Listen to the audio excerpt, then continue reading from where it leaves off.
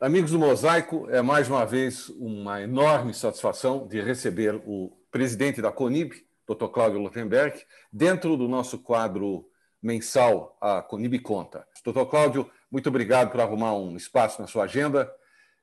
Seja muito bem-vindo ao Mosaico. É um prazer estar com você. Um privilégio, queria dizer. Cláudio, o que a CONIB conta nesses difíceis tempos de pandemia? Como é que nós estamos enfrentando isso? Como é que a comunidade está enfrentando isso?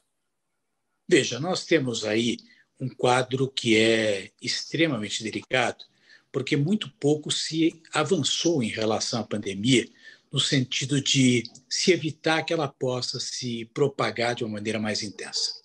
As medidas restritivas iniciais são as mesmas, e nós sabemos que a grande esperança que a sociedade contemporânea hoje tem é justamente em cima das diferentes vacinas que já estão sendo implantadas em vários locais e particularmente no Estado de Israel.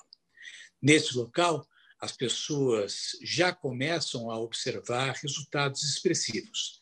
As taxas de internação nas populações vacinadas já começaram a cair. Isso é um lado muito positivo, porque Israel passa a ser uma referência para aquilo que deve acontecer no restante do mundo. É verdade que é uma população mais restrita, é verdade que é um sistema de saúde mais bem estruturado, é verdade que existe, inclusive, um grau de entendimento pela sociedade da importância da vacina, porque nós sabemos que existe uma resistência em relação à administração da vacina, um clima de insegurança. Mas eu tenho a impressão que, neste sentido, Israel passa a ser um elemento de referência para o mundo. E eu deposito muita expectativa em relação a isso. Nós temos, nesses tempos também difíceis, toda uma questão de redesenho da geopolítica. Isso tem um papel importante para a comunidade judaica. O governo Biden assume, Israel teve, com o governo Trump, uma ligação muito bem estruturada.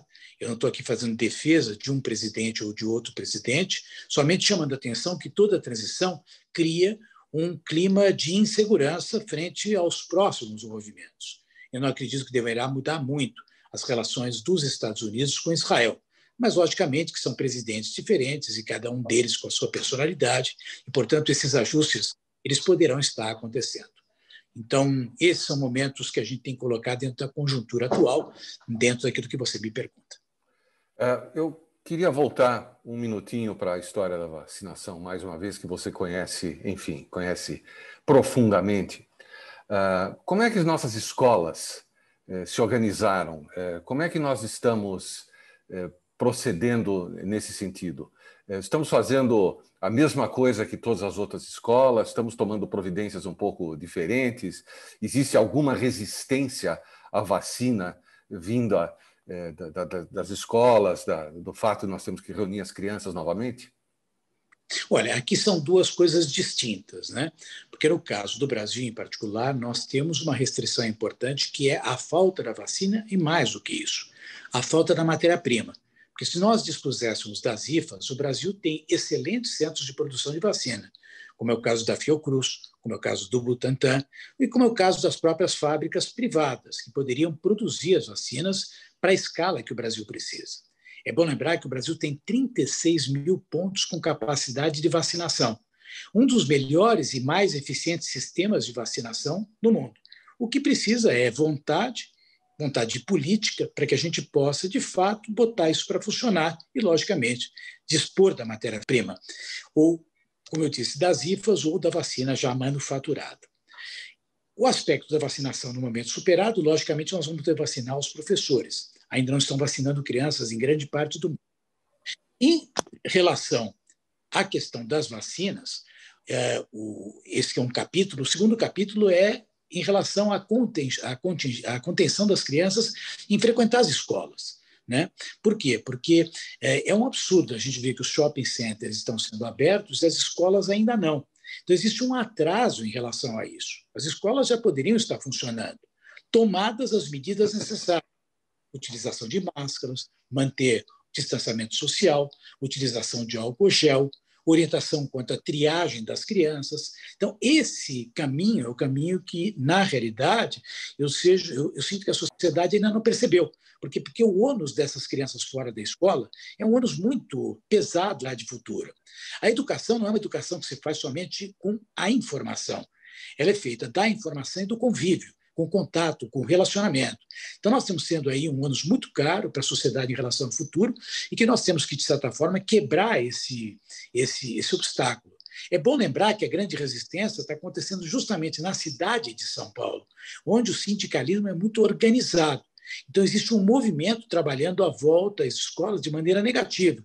Então, eu acho que a gente rapidamente precisaria retomar as aulas de maneira presencial, tomando-se os cuidados necessários, independentemente do processo das vacinas que vão acontecer do seu devido momento.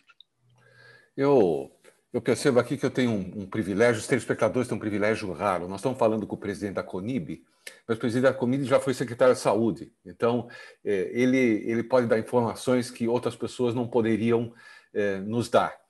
Eu terminaria essa entrevista para esse mês com uma pergunta mais relacionada aos contatos, que são uma das suas grandes habilidades. Nós falamos no mês passado sobre alguns contatos que você fez assim que assumiu a presidência. A CONIB fez outros contatos nesses últimos 30 dias, conversou com players importantes nesse nosso cenário político? Sim, eu tive a oportunidade, como você já sabe, de estar com o presidente da Câmara dos Deputados, tive a oportunidade de estar com o presidente do Senado, mas também já estive, antes da eleição, é verdade, de estar em contato com o novo presidente da Câmara dos Deputados, que é o deputado Arthur Lira. Deverei ainda, no começo de março, estar visitando tanto ele quanto o presidente do Senado, numa visita de cortesia, não temos nada a demandar, nada a pedir.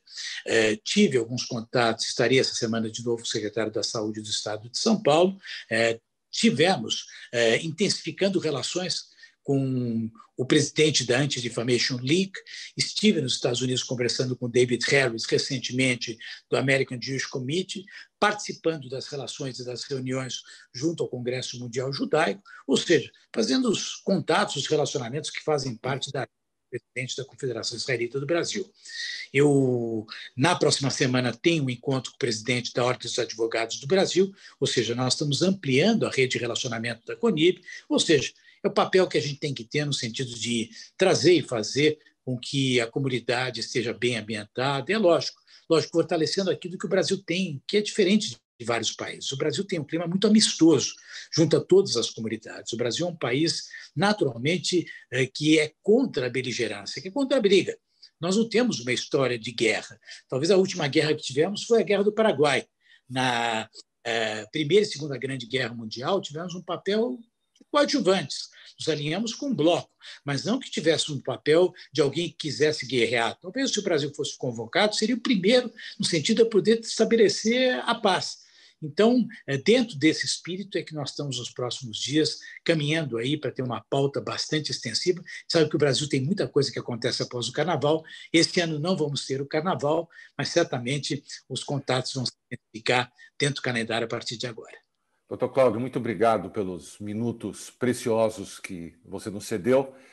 Espero ter o prazer de conversar com você no mês que vem e provavelmente com novas notícias e novas curiosidades. Mais uma vez, muito obrigado e boa sorte nessa sua nova atividade. Obrigado, é um prazer estar com você, como disse no início, com os telespectadores do nosso querido Mosaico de Chico Gotthelf. Um abraço. Cláudio, muito obrigado. Eu imagino que você está numa bruta, numa correria. O que nós precisávamos de você hoje já temos com folga. Obrigado, um abraço grande, Rony. Um abraço, muito obrigado. Fique aqui um minutinho só, Mosaico volta já já.